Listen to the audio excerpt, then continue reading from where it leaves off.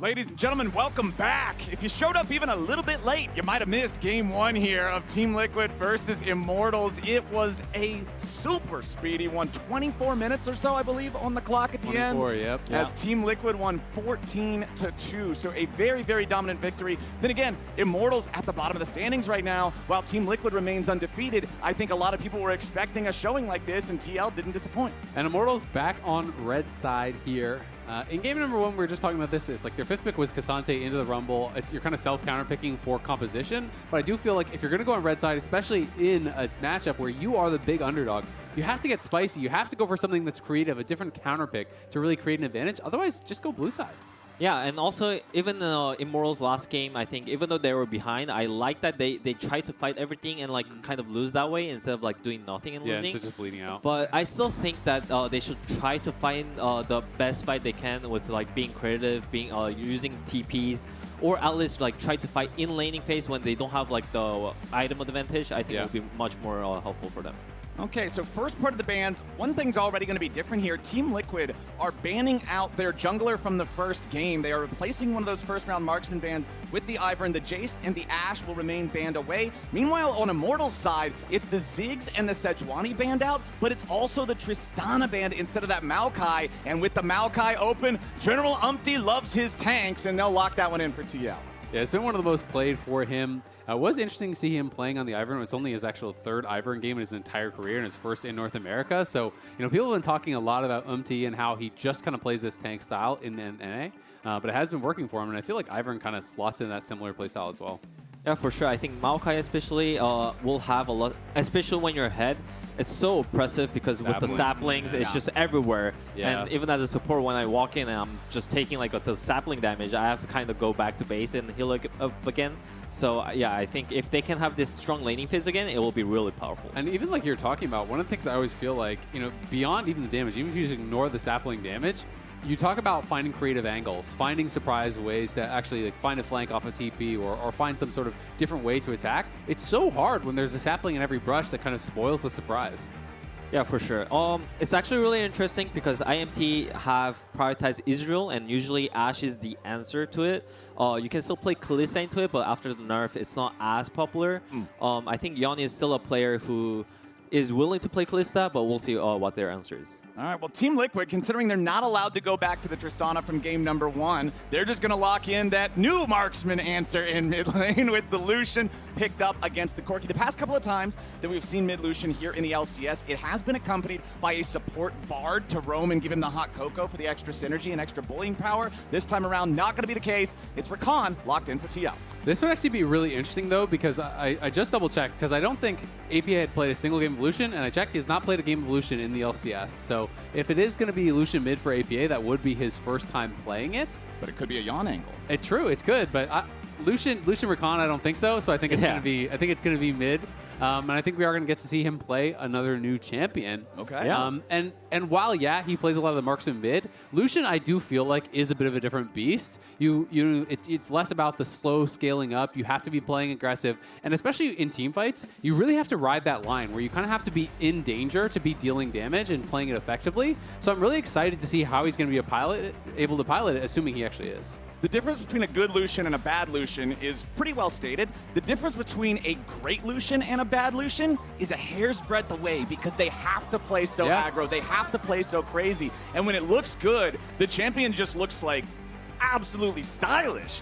And then when it doesn't look good, it's like my Lucian. You dash in and you instantly die. You're like, this champ sucks. Dash, shot, dead. Well, sucks. We'll get him next time. Let's see what happens in the second half of the draft here as Immortals is going to have Olleh on the Leona. In this one, we have the Zeri banned out. We have the Lilia banned out. So both junglers are going to have to play something different from the first game this time around. Immortals, they recognized, hey, Yeon likes to play that Zyra. We don't want to give it over when we have Leona. We don't want to give it over to be paired with the Rakan, so they'll remove that too. What kind of pairings would you be thinking about here for the TL side, since they obviously have the Rakan locked in? We don't know what their AD is going to be. Yeah, I think versus Ezreal, like, it's going to be either Kai'Sa if they want to play more of a dive style, or MF if they want to go for like the team fight and like kind of scale.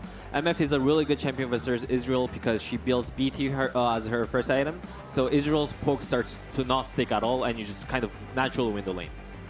How do you feel about MF in general as a champion? Because it hasn't really been that popular in pro, but for a long time it's been pretty successful in solo queue. And when I talk to pros, some people are like, yeah, it's good in solo queue, but that's only because you're playing against bad players. And other people are, more insistent that it actually is a strong pick and it just needs the right setup. I think I'm more on the side of that. It just needs a right setup, and I think after the buff, it's definitely like played in L's region too. Yeah. And I think it's getting a little bit picked because I see it in scrims like here and there as well. So you'll see it soon in LCS as well. All right, the Zyra for Armao this time around. So another one of those fast-paced AP junglers.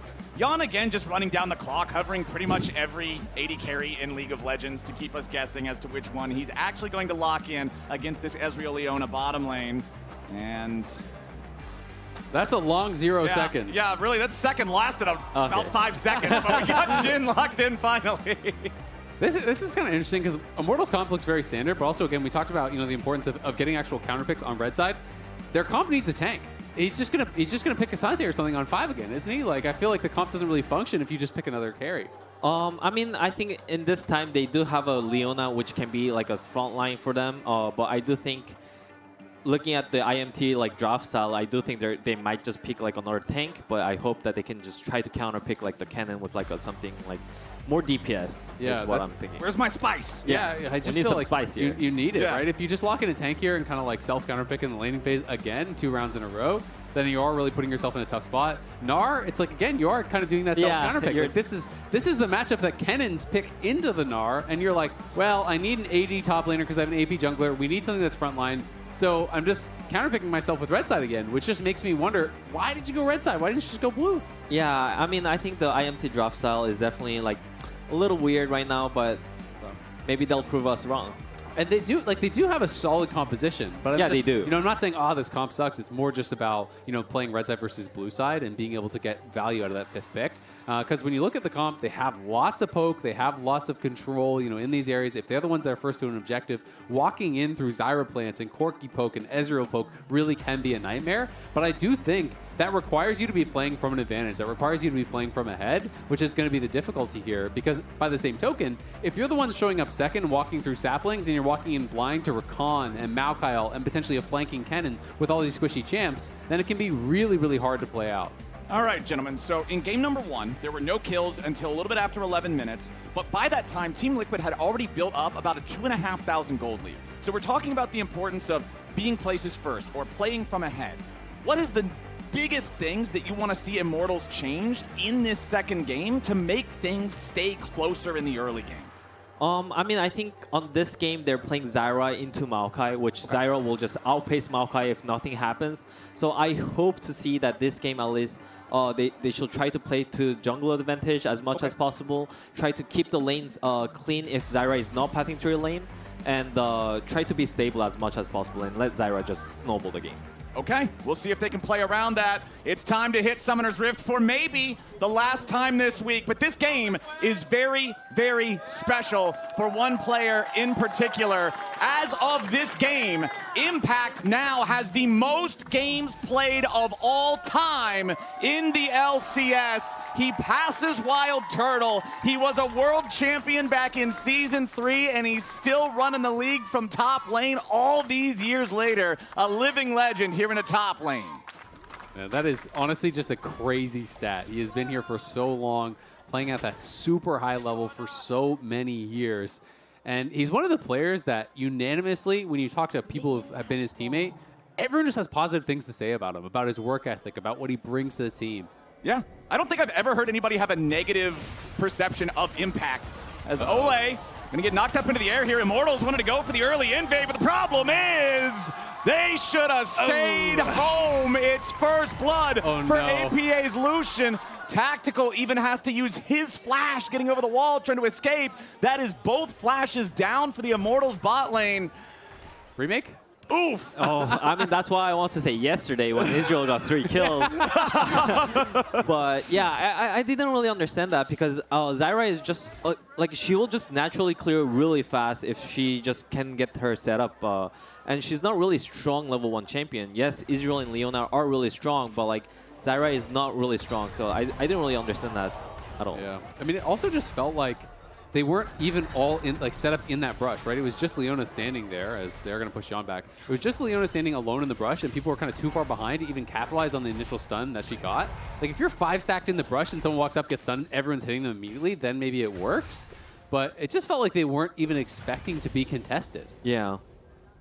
It was definitely a head scratcher, I think we'll call it, as Immortals forced back underneath the tier 1 turret. I like the fact that Team Liquid is playing so aggressively with these early trades, even being willing to commit CoreJJ's heal just to get everybody's health lower, since they know their opponents have no flashes. Could turn into an easy gank or dive angle once UmTi clears through his camps. And honestly, I don't know how you feel about this, Huhi, but for me, anytime I'm playing against Ezreal, it's night and day whether the Ezreal gets a push or not. Because if the Ezreal gets a push, there's not these minions in between him and you, and you're getting poked and prodded. And if you're shoving the Ezreal in constantly, it doesn't feel like he's that threatening at all. And especially in this case where he lost his flash, now he loses what? Like, he's going to lose at least a full wave at the tower. Yeah, for sure. And even Leona is a stronger champion. Oh, there's a gank going top. Uh-oh. Castle. Oh, he gets stunned up, so it's not like he can even try to buffer the twisted advance underneath the turret, man. Team Liquid, Impact, and UmTi just getting that one done. Textbook execution.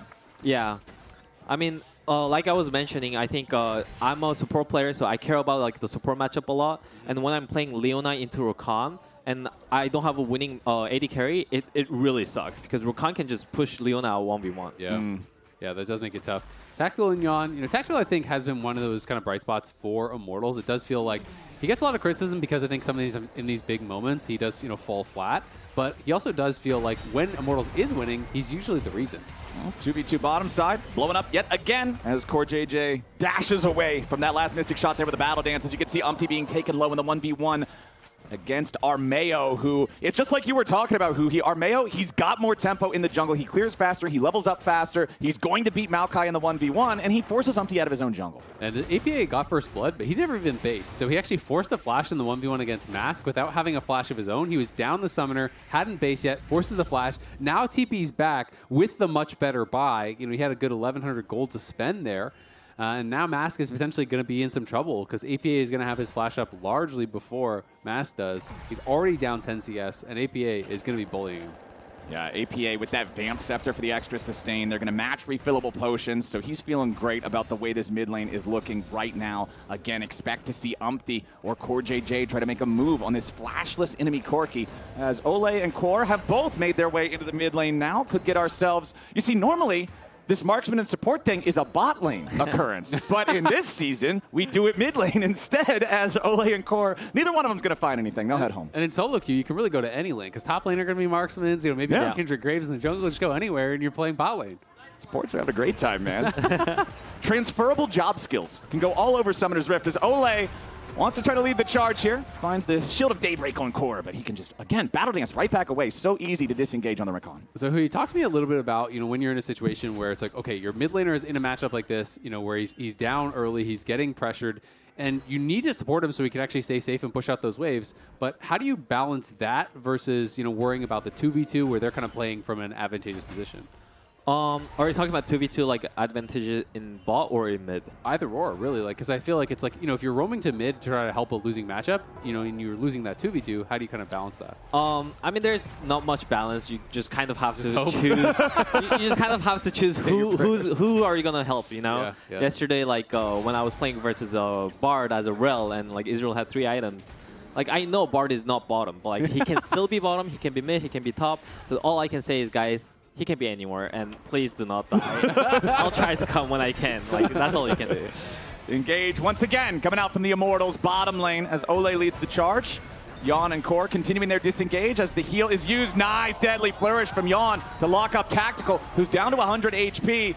And Olleh's got to try to keep him protected here. Meanwhile, topside, that's going to be a 2v2 up there as well. Olleh knocked up into the air while the stun on Castle coming out from Impact here with a slicing. Maelstrom might turn into a kill. Olleh going to sidestep Deadly Flourish here in the bottom lane at the same time as Impact misses that Shuriken. Castle gets away back underneath the turret and Tactical, and Olleh going to be doing the same thing. Team Liquid made 2 moves in 2 places, but no kills coming out. Immortals evade the assault. And UmTi's starting up the grubs at the same time, but hold on, wait a second, Armao coming down to try to stop him. Armao is level 6, UmTi only now level 5. Twisted advance into the flash to immediately try to leave because Mask is also showing up and Castle is following right behind. Flash for the lockup, UmTi's trying to get away, but it ain't gonna work. Mask is on the board for Immortals. APA trying to come in and get one back, and he is gonna find the kill on Castle, but now he drops a double kill back over to Mask, and Immortals get a 2-for-1 trade. That is actually so big for Immortals, getting something back on that top side. Not only do they push UmTi out, they get the kill on him, they get the flash off him, and they get the shutdown on APA plus his flash as well. So yeah, they lose a kill, yeah, they lose out on fights on the side lanes, but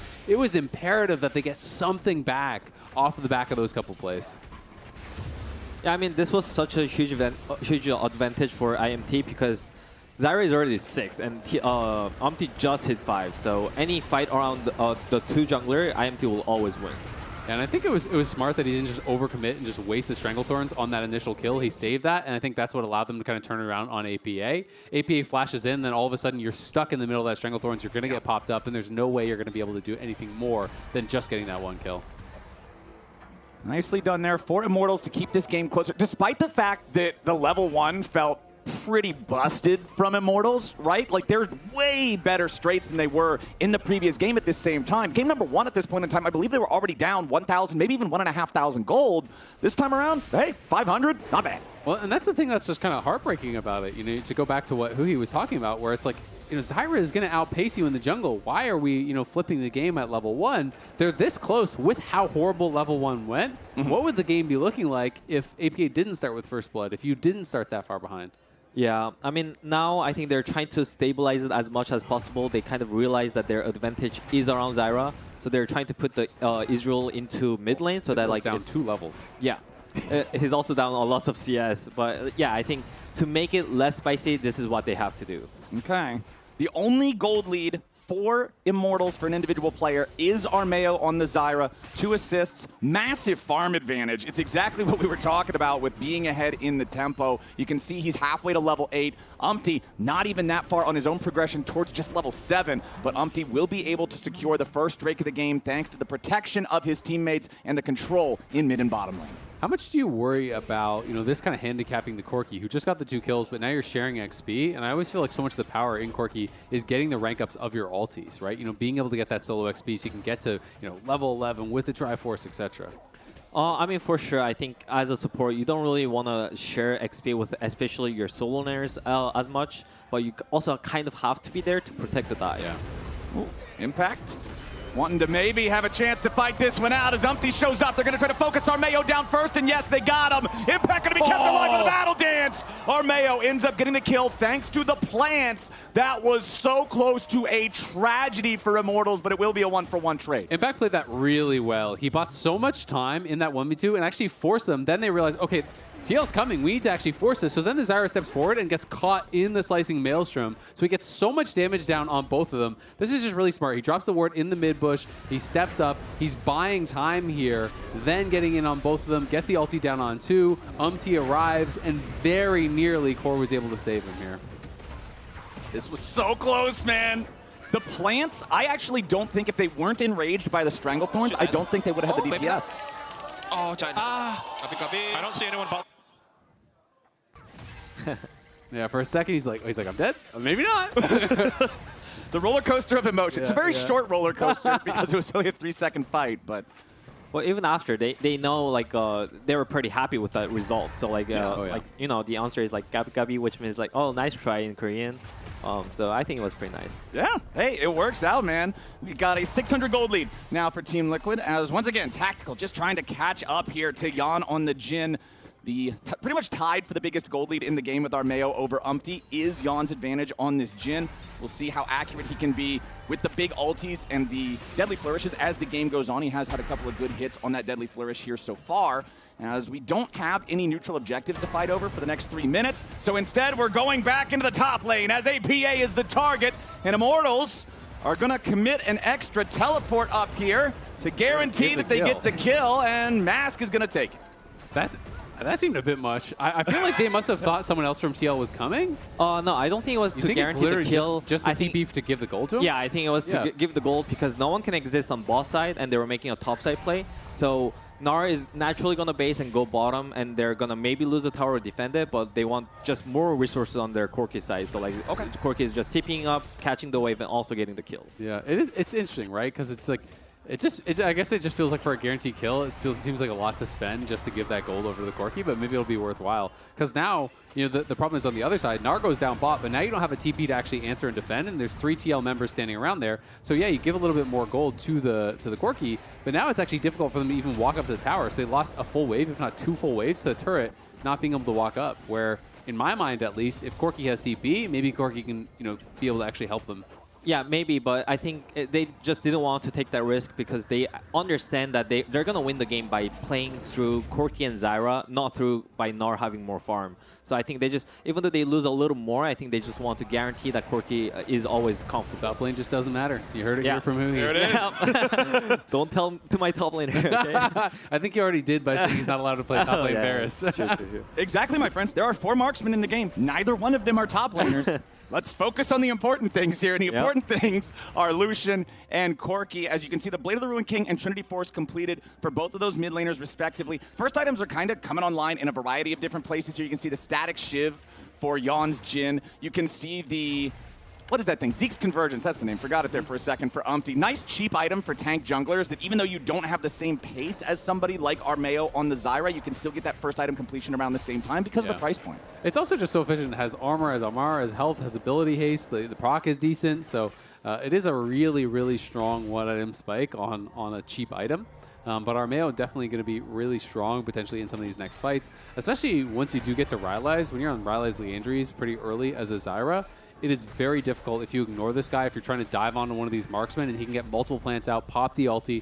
You're trying to walk through those things, they will tear you up. So it's going to be up to Immortals to have the right setup to get this poke down prior to the fights, to try to negate some of that hard engage that could have come out from Core and UmTi. Because if they're at full health and they get that go button, you're probably going to die. But if they're sitting around 60, 70%, all of a sudden maybe they're kind of scared to actually go in. Yeah. Armao clearing through his next blue buff here. CoreJJ, it's not really like a level 6 Rakan can do a whole lot about this. So he'll just be hanging out, making sure that nobody is going to pass through this area to make a move towards Yeon at the same time. Yeah, so the second dragon is coming up, and I think they just understand this time that they don't even have to try to contest it because it's just a second dragon. They will rather put more resources on Corki's side, so they're just moving to top side and trying to trade gold here, which I think is really smart for them to do. Yeah. I'm down for it, and it looks like that's exactly what we're getting as Team Liquid will pick up their second Drake of the game. So first 2 going their way, and it is an Infernal Soul, so very high value on that as well. As APA recognizes, hey, my team's on the bottom half of the map. Immortals did not contest. They've got to be nearby. I'm going to back away so he doesn't get punished here underneath the tier 1 turret. Meanwhile, Armao soloing down the Rift Herald. Zyra is very, very fast at neutral objectives, so Armao is having no issue with this one whatsoever. That's going to get secured as now Olleh trying to exit out of the enemy jungle, but Team Liquid can't really do much of a punish on him as Mask finds a lot of damage there on APA, who just got a little bit too feisty trying to get up there and get the farm, forced to use his flash to escape from the Corki. APA has really kind of been on the back foot, it feels like, for the last couple of minutes. Obviously, you know, did start with that first blood, was able to get another kill, but they are putting pressure on him, and so much gold has been successfully donated over to the Corki that he's getting strong. Yeah, now a nice big engage coming out from Team Liquid. They aren't going to kill anybody here just yet, but Armao is going to get shut down. Curtain call, 4th shot, not going to find it, but the deadly flourish locks up Olleh right when it looked like things might have been turning brighter for Immortals. Team Liquid turns off the light. That is just a great play from TL. The collapse comes in so expertly. Impact comes in with the TP. Yeon is roaming up the river and is able to actually answer with that ult.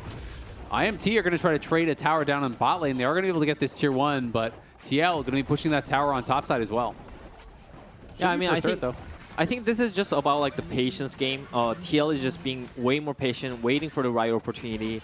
And IMT, even though they were in a really good spot here, they're like trying to overforce this tower, which was kind of meaningless to do, and they're kind of putting themselves in a really bad position. Zyra is tanking tower forever, and now it just became a really bad fight for them. Uh-oh. Impact is not in a very good spot right now. I don't really think he lives this in any world. We'll see if he can get any kind of value out of it, but the answer is no. And gentlemen, I'm going to go ahead and say it. I think these first 16.5 minutes from Immortals in game number 2 have been really good, considering the expectations of this head-to-head. They absolutely have, but this is the thing. Like I was talking about, they lead the league in that closest net. They are good at keeping games close. They are good at keeping games competitive. They're not good at closing the games out, right? So what do you think are the next steps here for Immortals? You talk about, them maybe not having enough patience. What would you like to see them get done in the next kind of 5 minutes if they were to try to win this game? I mean, even though I think they were in a good spot, but because of the previous play, they were kind of even now, but they're still in a decent spot for them to win the game. So they just have to wait for their Corki item spike and the Zyra item spike. They still have a Herald. So this Herald, they just have to give it gracefully and try to aim for the next dragon fight. Use the Herald to get first objective control and try to use the Corki and the Zyra pokes. First turret being forced down in all 3 lanes now as Team Liquid will open up the map a little bit more for themselves. Immortals has taken down the tier 1s in both side lanes, but that tier 1 mid is just so important for being able to step forward, establish more control over the map, establish more vision, look for some of those picks, and they still have yet to take it out. That next Drake spawning in just under 2 minutes. And we'll see. I don't expect Immortals to just let this one go. I don't expect them to just allow Team Liquid to have a free soul point with how close the game is. But again, let's go back to what you guys were talking about in the draft. It's all about who shows up first. Don't be late to the party because both comps struggle having to face check. Well, and that's like Huhi was saying, Immortals are going to have the advantage for this next one because they have the Herald, right? So you can use the Herald, drop that, force a response, or get the free tower from it, and that can hopefully get them the first setup. Okay, Olleh's going in after UmTi here. Armao hanging around behind him, but now APA is also nearby. Olleh's got to be a little bit careful. Leona no longer has the Eclipse, no longer has the Aftershock, no longer welcome in the Team Liquid jungle. As Yeon opens up the curtain call, going to try to put those bullets into Mask. 4th shot, ain't going to find him. But the Maokai ulti into the quickness, ready for the follow-up here. Deadly flourish from long range, and APA brings in the cannons to get it done. Man, just when you were thinking Immortals should have had the advantage here in this fight, it ends up going Team Liquid's way. However, Impact is traded back on the other side of the map. Solo killed by Castle in the top lane. So Castle is able to get something back on the side lane, and that is actually really, really big. Kennen always known as one of these champions that has the early lane dominance, but can start to really struggle, I think, in those isolated 1v1s later on in the game, where you no longer have enough burst to actually take them down, and you don't necessarily have the sustained damage. Like, look at this, Castle just kind of simply running him down. Even with the flash expended there by Impact, Castle doesn't even need to use his own to get the kill. Yeah, easy peasy, man. Doesn't even connect the ulti, but still picking it up. Nice looks for Castle. And that's one of those situations I'm actually pretty surprised is a rare mistake, I think, from Impact. Normally in those spots, I think he would just die without flashing because the more important fight is this dragon, right? And Kennen without flash is so costly. In a lot of cases, I always see Impact just save his resources, take a death, and then be ready for that next fight. So surprising to see him die and use the flash in top lane. Yeah, for sure. I think this dragon will probably decide IMT's fate.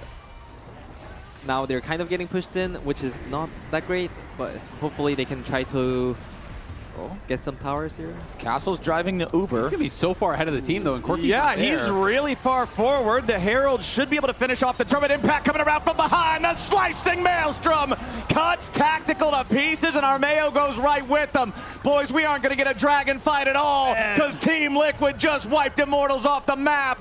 Yeon's going firing, kaboom! One shot, one kill. Baron just spawned, and Team Liquid is heading over to the pit. The wheels fall off for Immortals. Man, they were actually in a good spot to set that up, but Mask is pushing bot. He actually wants to base to be able to buy the Muramana, which is almost fully stacked. But you're driving the Herald past the rest of your team, forcing yourself to commit to this play when your mid laner, your strongest person that you donated all this gold to, isn't even there. And Immortals just get way over eager, punish themselves so hard with that. Ezreal's forced to push forward. Impact gets the flank without even having flash because they kind of just serve themselves up. Like, look where Corki is. Corki is pushing bot, basing to get an item. And what are we doing here? We're so far up, you're going to get collapsed on both sides.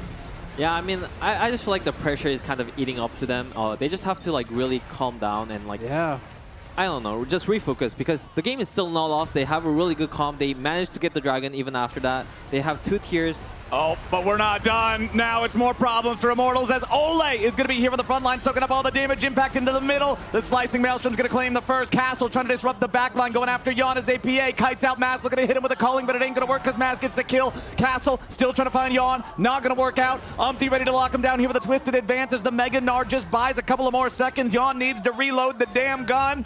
One more magazine might just do it. The deadly flourish, point blank, he flashes the wall up and he gets it as Impact finishes off the kill on Mask and Bot at the same time. They might have lost APA, but they got 4 back in trade. Yeah, it just doesn't matter. TL outfight across the map. It breaks into all these little skirmishes. TL winning out on both sides. I actually think it was 5, and Olleh is just so low leveled that he respawned before the fight actually finished.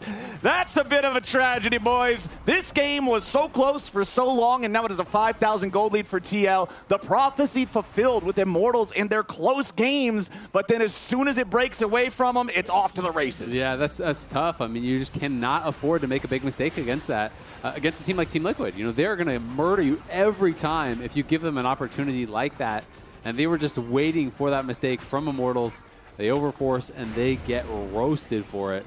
And now out back on the map, but just really, really tough to actually play out the game from this spot because they're so far behind now. You can see, you know, the IE is going to be coming in here for Yeon relatively soon. That's going to be a massive spike for him.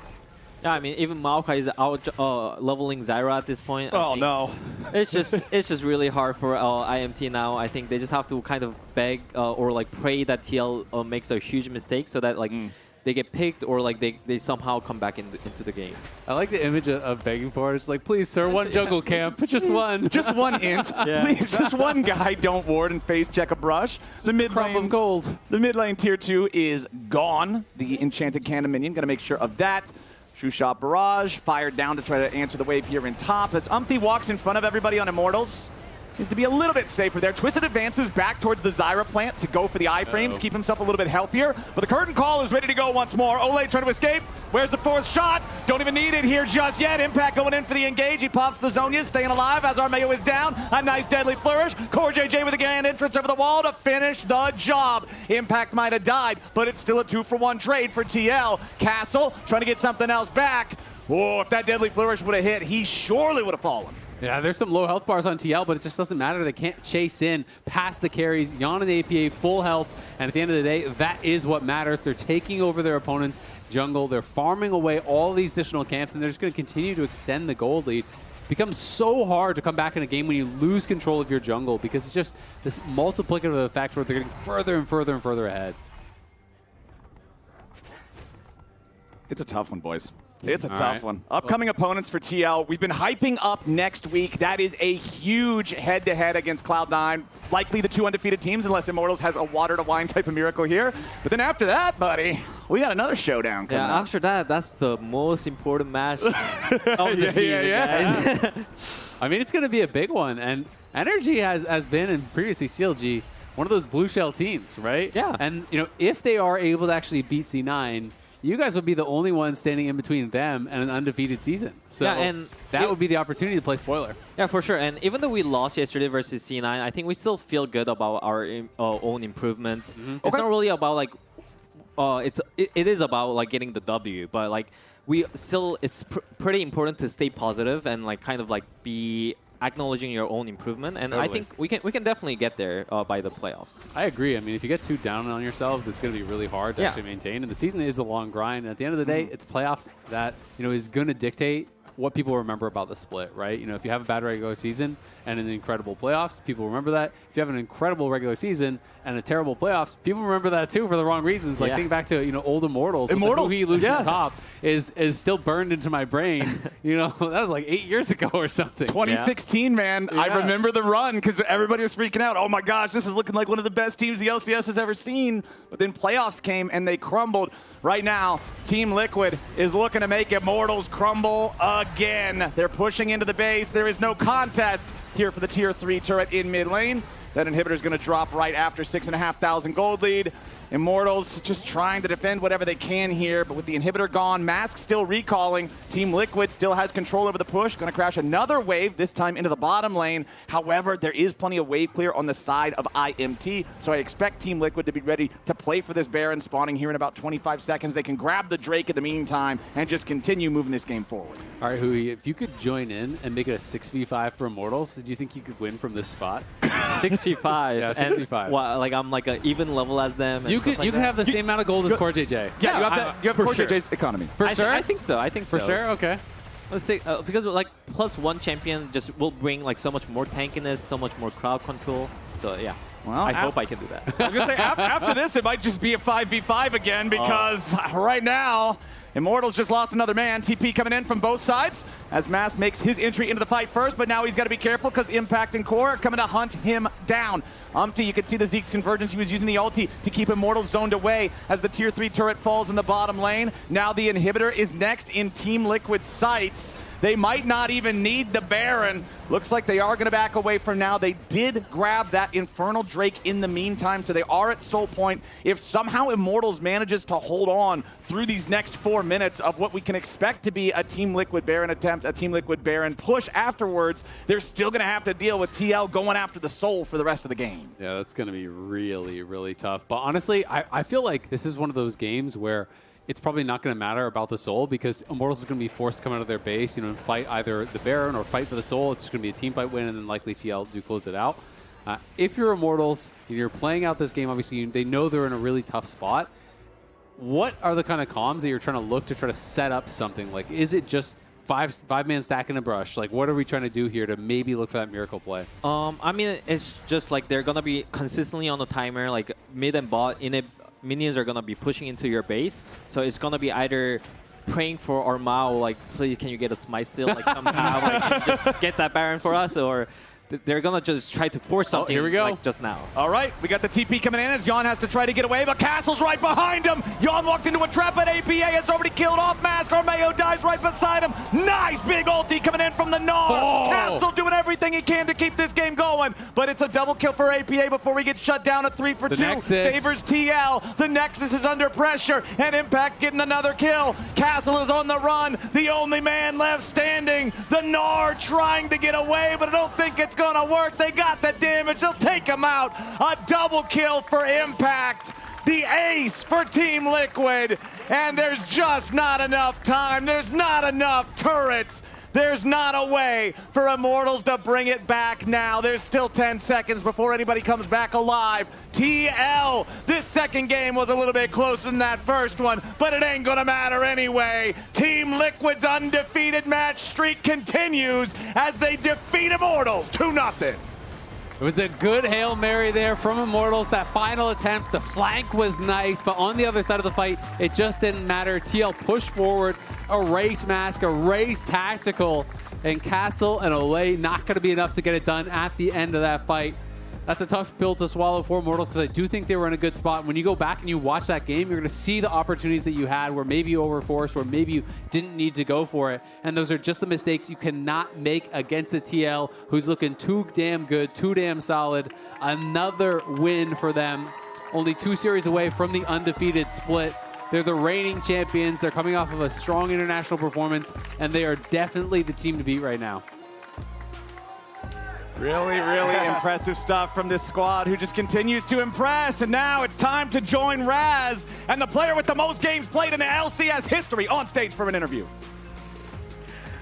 You just heard Flowers. Congratulations on the win, Impact, and congratulations on being a player with the most games played in LCS history, surpassing Wild Turtle. Everyone, congratulations on that. First reactions just to hearing that. Oh, actually, I didn't know that.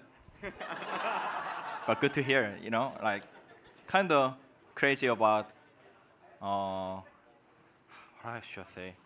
Actually, I didn't think about that. I'm thinking about game, actually, so I can answer that, but thanks, guys. So let me kind of dig a little bit deeper because we already celebrated earlier on in the split that you had the most wins in LCS history, the fact that you have now the most games in LCS history, the teammates, the former teammates that have always talked positively about you. Just reflecting back on the history and kind of the experience that you've had, what's an immediate feeling and takeaway that you have from this? That's a good question. Let me think. Take all the time. That's hard to answer. I mean, to me, my goal to professional gamer, just be positive as can. That's why I think people say to me nice. To example, Inspire or Jojo or anyone, just my teammate, all teammates saying nice to me. So I mean, that's good to hear. But I still not win the world championship. Yeah. So my goal is not done. You know, Hell yes. You're talking about your goals not done. So far, you have the most player of the series. You just won Player of the Week 2 weeks ago. It feels like you are the front runner of winning MVP with how well you have been playing this split. So it always feels like as much as you are the teacher to other players, you're still a student in the game. How do you push yourself to continue to improve for how long you've been playing? I mean, this one is not playing against AI. Always play against like human. Also, League is always patching different, right? Always patching something change. So you have to learn always. So that's why I like it, because you can learn something more. Like, because people 10 years ago meta so different than now. Like, everything always change. That's how I get motivation more from like game is changed, so I can learn something more. Like example, like people say I play tank only, like something like that. But by the way, that's meta. That time tanker is meta. Or now it's kind of like bruiser and like carry meta, so I can play that. So like just up to meta, but I like it. I'm enjoying that about that. Let's talk about your mentality, because I've had a few interviews with you. Anytime I see an interview with you, and someone tries to say anything positively or speak you up, you're always the first one to be like, actually, I messed up in this and this and this. Like, it always feels like you push yourself. That's always been the mentality that you had. Can you talk about your mentality just a little bit more? Because it's something that has defined you as a player, that has made teams like these continue to kind of grow and get better. I mean, it's my logic. It's like human cannot be perfect, but always human should be like perfect, you know? That's my goal, to like, especially like my game knowledge. That's why let me think. I mean, that's why I try that just running or something. I mean, I hard to answer now because my head actually empty now. That's fair. We'll move on to the next topic. The next topic for me, everybody's been talking about it a little bit. It's the two juggernaut teams, Team Liquid versus Cloud9 next week. That's going to be the matchup. You're going to be going up against Thanatos in particular, a bright, new, young talent. Any thoughts about just the team you're facing and the player you're facing?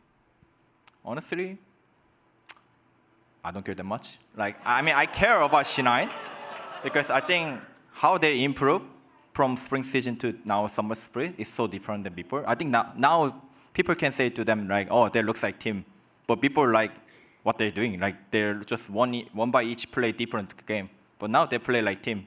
So I respect that. So I'm looking forward against C9 about like team stuff thing, more like team fighting. But against Thanatos, it's okay. It's fine. I mean, to me, I mean, he's not bad, but like, I just play the EWC and like MSI. You know? I'm hungry. So it's not enough to me against, you know? I like that hunger. One last message to the fans out there who've been supporting you throughout your entire career. One more time, guys, and also one last message to those guys. I mean, to me, like, surprisingly, so many people be here because before 2 weeks ago, we playing the cage matchup, so no one there. After game is gone, I like, am I like playing like just university like stage game, something like that? Is no one here? Oh, but now I can play that. Oh, finally I'm playing the stage. So thanks to come here, guys, and thanks for cheer for us, and thank you, Honda. That's a good message. Thank you, Honda, and I'll be sending it straight to the back. Thank you, guys.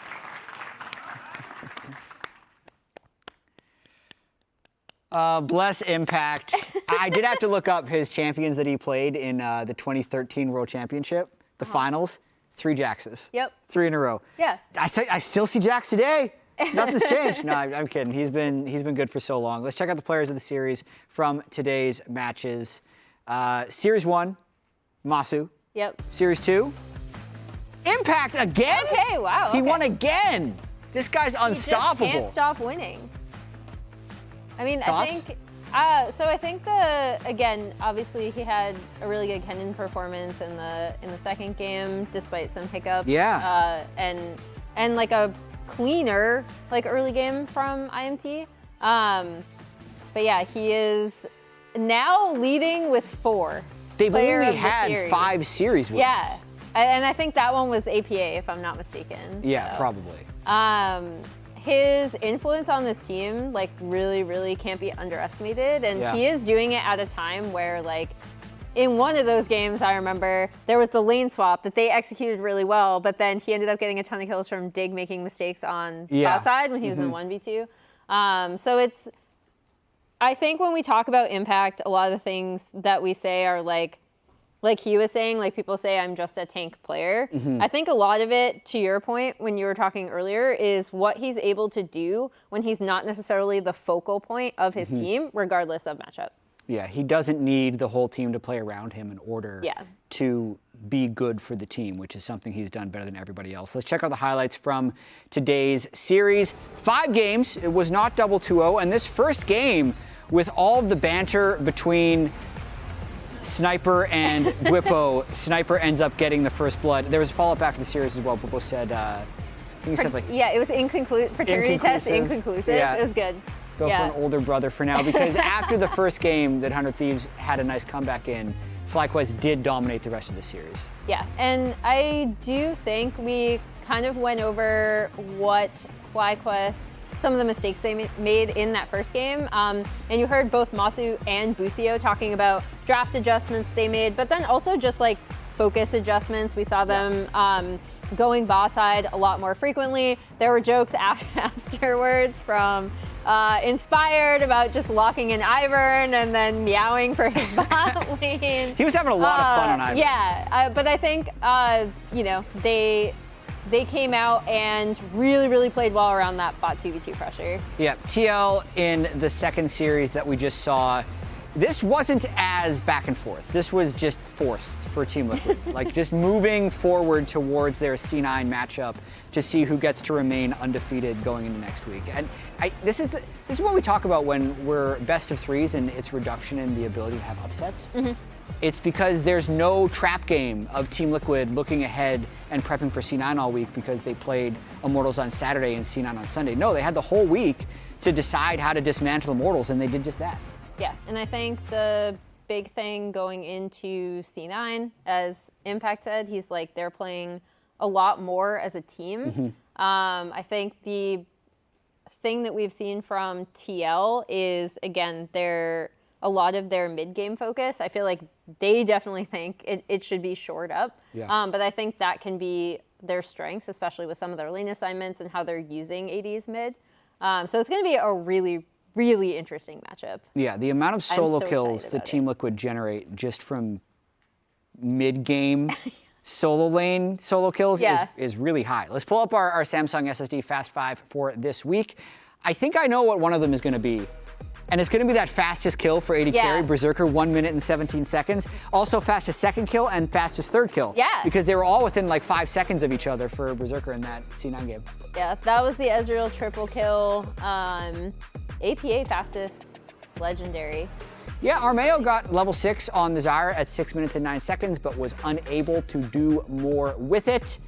So that is it for the Samsung SSD Fast 5. Thank you to our friends at Samsung for powering our Stage PCs all spring split long with the speed and reliability of the Samsung 990 Pro SSD. And now, the MasterCard Player of the Week, voted on by the casters and the analysts, and I think Huhi is Masu. Woo! Congratulations, man. 3 Kalista games, I think, was solid in all 3 of them. Really some highlight moments in that game 3. And we've been talking about him this whole split and the level of improvement he's shown from spring. I also remember talking to him towards the end of even spring playoffs, and even though they're winning, he couldn't figure out how to show a higher level on stage. It seems like he's finally figured something out for his stage games, and he's playing at a much higher level. Yeah, he and Busio look so much more comfortable as we go through some of those 2v2 kills. So in addition to these, there was a really cool use of Kalista ult topside to dive the top tier one as well that I really liked that comes later in the series. But the big thing with him, we've talked about looking at Sniper's performance, he has really high highs, but then like some other lower lows. Masu, even when he was not performing at the level he is now, was kind of consistent, especially in team fights. And I think the big improvement is just his understanding of lanes and also understanding the relation of his lane to the rest of the map. Has increased a lot. And yeah, it's really impressive. I think he's definitely the forerunner for Rookie of the Year right now. I think absolutely after that performance today, only 2 series left for him in the summer split. Let's check out the standings because they're pretty interesting now with the still very clear top 3. Yeah. 2-game gap over 4th place, a 3-game gap from Cloud9 and Team Liquid versus 4th. So both those teams would be guaranteed top 3 already. But top 2 is going to be incredibly important. FlyQuest can still sneak in there because they've only lost to Team Liquid. They'll play Cloud9 in week 7. And now that 5th through 8th with the top 6 making playoffs, it's absolutely anyone's game. Yeah, especially with the performances that Shopify put together this week, and then seeing them really, that series against NRG that NRG managed to grind out last week. Their game record, actually, in addition to the 2-3, is one of the reasons why they are up this high, right? Because they were able to take that game off of FlyQuest as well, I believe, in their series.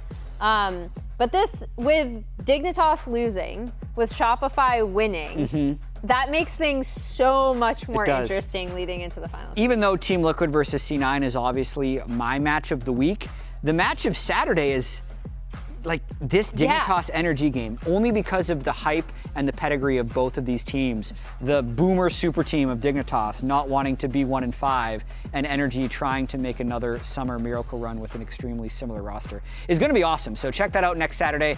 Also, for the NACL, let's look at their schedule. They are going to be still playing, I believe, at the conclusion of our broadcast. It is the 28th today of July, so they're in week 7. Just check, cross-referencing. They didn't take a break. No, they're not taking a break. They're just going to keep grinding. So make sure to check out the NACL.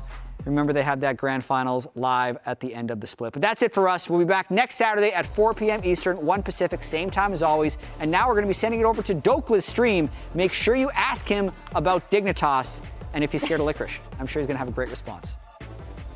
Greatest chat. Oh, Xante 1 HP. Stay together. Okay, don't troll, don't troll. Yeah. 1 second. Nice. Xante, look, Lucian. Lucian? Lucian. Yeah, kill Lucian. He has no E, no E2. I have Q. Slow. Oh, it's still fine, Lucian no E. Xante here. Like that. Look, Kalista. Yeah, Kalista 1 HP. Kalista dead. Yeah. Go mid. Jax go mid. Yeah, I can land. Good fight. Nautilus is ending. Daddy, Norty. I'm going more, okay? Jhin no flash. Yeah. I'm going on him. They're from top side here. Nice. Going more as well. I'm zoning their Nidalee. He's low. Come here. He's dead. Nice job. I'm gonna go. I'm fine. Look. I just blocked Daddy. Come here. Nice. Well played. I'm ending. Coming. Nice. Good. You can flash and kill him. Ivory, baby! Ignite is ticking down from Ayla. Maybe he can get a trade back. No way! Holy, you guys are smurfing on them. Alan, go under tower. I can ult you, okay? Okay. Daisy is chasing. I flash Q in 2. I will catch you Vapor. Okay. Someone else tank? I'm tanking. Oh no, yeah, I'm tanking. I'm dropping. Nice. Holy. Team gap. If they go me, watch me. Yeah, watch me. Core. I'm teaming. Okay. I'm okay. Yeah. I kill Xante. Yeah, we can win, guys. Let's go. I'm gonna block the lumber. Yeah. Jerry on flash. Yeah. Xante behind. Jerry on flash. Fine. We got Jerry. I shoot him. Yeah, let's go. I don't have Maokai. QT. I can save you. Good job. Keep going. Yeah. As Olleh gonna get knocked up into the air here. Immortals wanted to go for the early invade, but the problem is they should have stayed home. It's first blood for APA's Lucian. Getting strong. Yeah, now a nice big engage coming out from Team Liquid. They aren't going to kill anybody here just yet, but Armao is going to get shut down. Curtain call. 4th shot, not going to find it, but the deadly flourish locks up Olleh. TL. This second game was a little bit closer than that first one, but it ain't going to matter anyway. Team Liquid's undefeated match streak continues as they defeat Immortals 2-0. Good job. Hey. What's up, guys? Bye-bye.